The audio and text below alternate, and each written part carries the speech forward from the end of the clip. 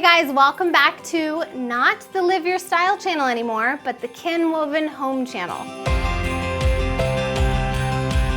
Hopefully, if you guys have been following these last few weeks, you will know that my mom and I have actually come together and launched a brand new brand and company called Kin Woven.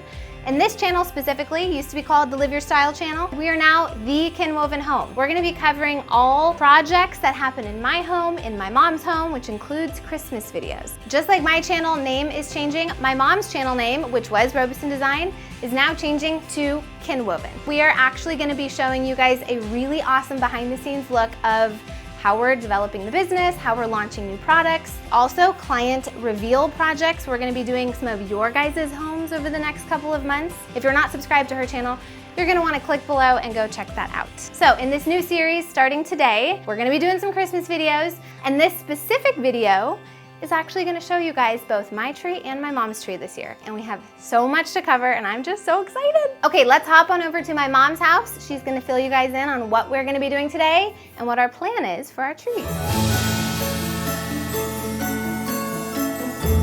This is very exciting because Sharrah and I are both decorating our own Christmas trees in our homes. And you're gonna get to see, we're gonna go back and forth, which is super cool. We've never done this before. We are using the same color palette. This year we're gonna do the Kin Woven color palette. So when you see our website or our Instagram, you're gonna see these colors all over the place. This beautiful rust, obviously white and cream, and green, and some brown.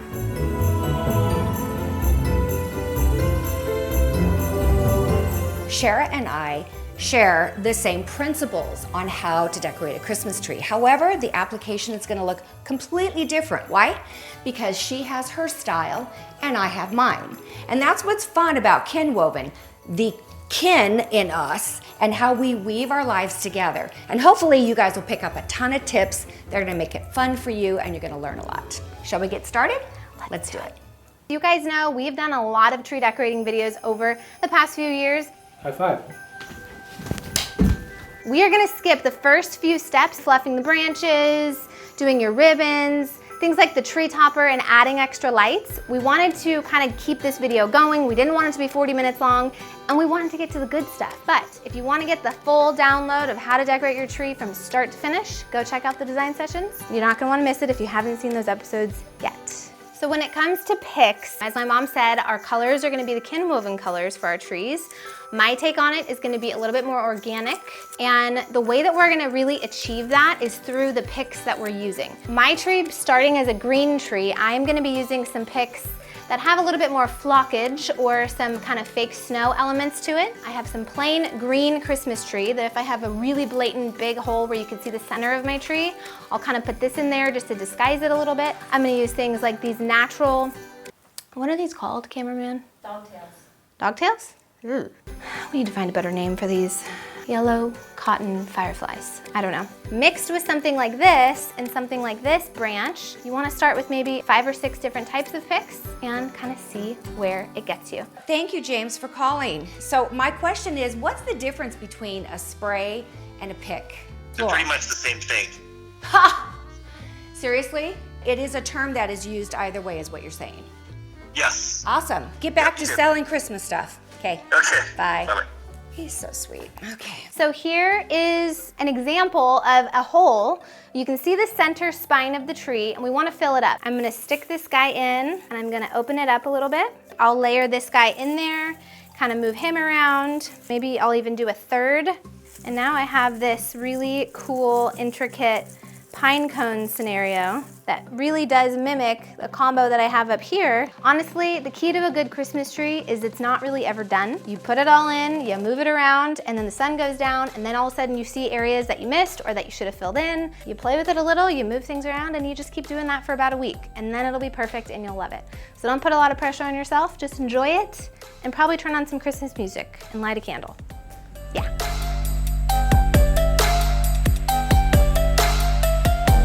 Every year, I actually change my sprays and picks. So this year, I'm coming up with something I've never done before, and I think it might look really cool. I have them all ready to go, but I saved one so I could show you and DIY it. You ever tried to cut these thicker branches and it just kills your hands? Well, that will save you from that. And it's called an easy cutter.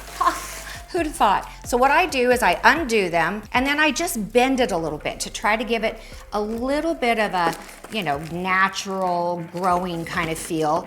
I have no idea what these look like when they grow, and I'm sure they don't come with glitter on them. This is what's gonna make such a difference on your tree. Then I'm gonna take this guy and I'm gonna put it right in the center, and I'm just going to wire this. I'll start right up at this part right here, and then I'm gonna wrap this guy around and around and around and around. And then what else I'm gonna do is I'm gonna add a ribbon to it. So excuse me just a second.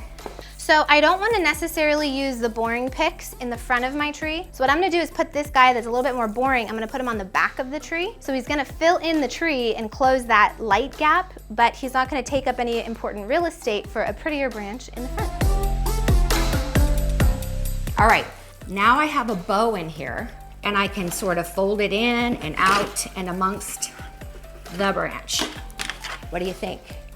So with these, they're very distinguishable because they're so big and fluffy and white, and I'm on a green tree. I'm gonna keep it balanced and maybe put one over here, being mindful of my ribbons. Don't wanna cover any of those things up, just like that. Starting with this first pick that I just showed you how to make, I'm gonna lay that, let's say, right here. It adds all the depth and color into the tree, which up until now has just been all white. And what I'm gonna do is I'm gonna create sort of a look all the way around the tree. Does that make sense? That is so pretty. The other thing you have to take into consideration, people will always be looking at it from this angle, also from this angle. I want this whole third of the tree to look really beautiful and to kind of all make sense and be balanced together. Does that make sense? So there you have it. I have put my picks and swags on, and they start at the top and they roll their way around. I've almost made a garland effect out of picks and swags. In step number 2, I animate my tree. What we use is what I call spinners. They are not ornaments that come spinning. They are little motorized things that fit into an actual string of Christmas lights. I put them on before I get into all of my other Christmas balls, and the reason for that is spinners actually need a certain amount of drop space. Look at this, for example. See how there's a nice drop space here? That's important. So I'm gonna go through and I'm gonna salt and pepper and kind of try to balance out the locations where I'm gonna put these spinners. So if I do one here, I'm gonna probably wanna do one, oh, here's a nice spot. This is a perfect spot, like dead center of the tree. This will be like where I put my most favorite ornament, and it will be spinning. Spinners obviously are some of our magic tricks to making your tree look incredible. Usually the ones I put on spinners have some sort of glitter on them. They have like a cool angled glass shape, so that way they catch the light in a cool way. I'm gonna go ahead and unplug my light. Line up your new spinner. I know now I'm gonna need to bend this guy down a little bit maybe, or move him over. Now that I have it here, I can kind of find my specialty ornament that I wanna have there, see if it works. Look at him go. Then I'll take it off. That way, as I'm moving the tree, it doesn't somehow pop like that. It doesn't pop off and then break. That'd be really sad. Woo! Now, one little trick I learned from mi madre, I take some ribbon once I put the spinner in. I don't want to forget where it is, especially if I have them kind of all over or hidden. Tie a little ribbon around it so I know, there is my little spinner. So pick where you want your spinners to go, plug them in, and then we'll move on to the next step. Step number 3, we are going to add our ornaments. I've talked a little bit about this when it comes to selecting ornaments for your tree. It kind of depends on 2 things. The first is what is your theme, and the second is what color is your tree. So for me, I have a green tree. When I go to figure out what kind of ornaments I want, I'm gonna have 70% of my ornaments be one specific base color. The other 30% are gonna be your specialty ornaments. Those are gonna be ones that maybe go on your spinners. They're gonna be kind of a contrasting color to your tree and kind of your main focal point color of your color palette for your Christmas season. So with my theme this year, I'm actually doing more of a chocolatey rust color.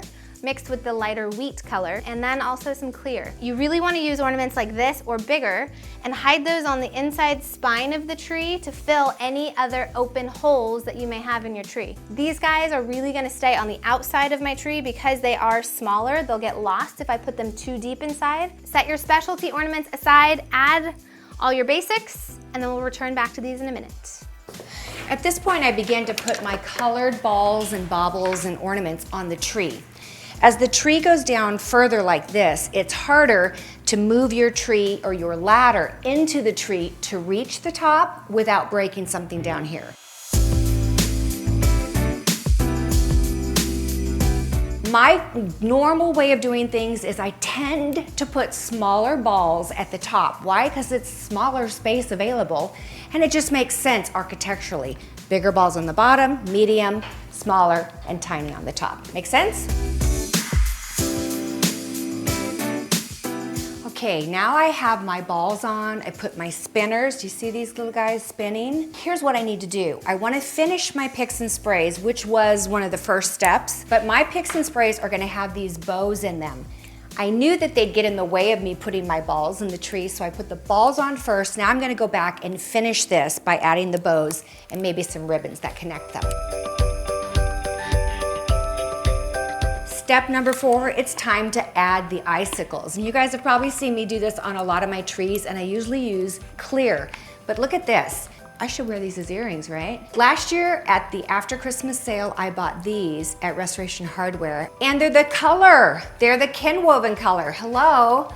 So I'm gonna use these throughout the tree and take them as far as I can. I have 2 boxes, and then I'm gonna fill in with clear. So I don't have icicles for my tree, doesn't really go with my theme, but I do have some bedazzled baby's breath. I broke it off, it came in a big chunk, and I kind of ripped it into little pieces, and I'm just sticking it in as a final touch where I have some dull moments and I want a little bit of pizzazz or a little bit of glitter. Step number 5, one of the final things you guys want to do is either connect your trees to a stomper, a clapper, or if you're like me, connect it to your Amazon Alexa. Hey Alexa, turn the Christmas tree off. And she's off. Step number 5, a stomper. It's what we use on all of our trees to turn our lights on and off automatically. Some people can use a smartphone, probably my daughter has that. Hey Alexa, turn the Christmas tree on. And she's back on. I have the old-fashioned just stomp it out, or put it on a timer. Either way, makes it a whole lot easier when you're done. Well, we're almost done. We are now going to move on to step 6. This is the last and final step for how to create and design your perfect Christmas tree. And what's that? Just put a tree skirt around the bottom. In this case, because my tree is lifted up off the floor, I feel like there's a lot of the trunk, kind of the metal pipe showing. So my idea is to wrap it in a garland that is flocked. You guys remember this last year? I used this around the base of my Cinderella tree. And then I'm gonna put an actual tree skirt on. Okay, so for my skirt, I am using, it's kind of like a velvety cream, and then the ends have kind of a natural sheep's sheepskin. So it still feels very cozy and Christmassy, but it's not too glam. It's more of a natural approach, and I think it'll be a really good base for the tree and kind of brighten it up. So I'm just gonna slip it on the bottom.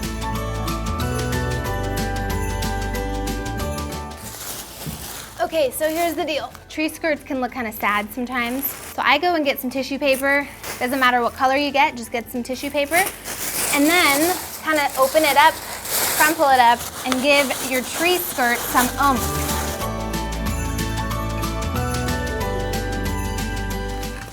Is this working very well? What do you mean? Does it look good? Yeah. Not yet. I'm starting to regret wearing black pants today. Kind of clever idea, I have to say.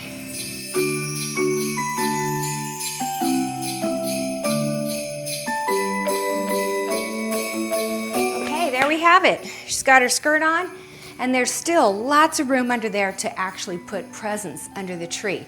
I would encourage you to come back because we're gonna do even more Christmas decorating videos. We're gonna show you how we decorate all the other areas of our home, and there might even be some pretty cool DIYs in there.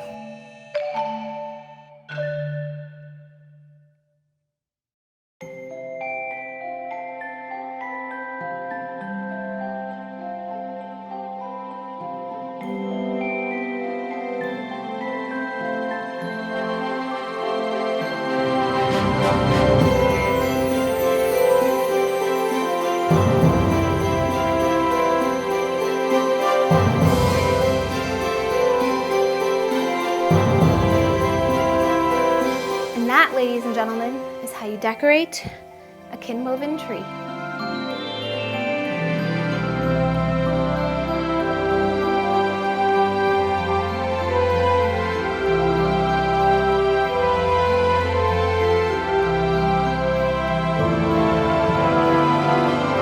I think she turned out beautiful. Leave me a comment below and let me know.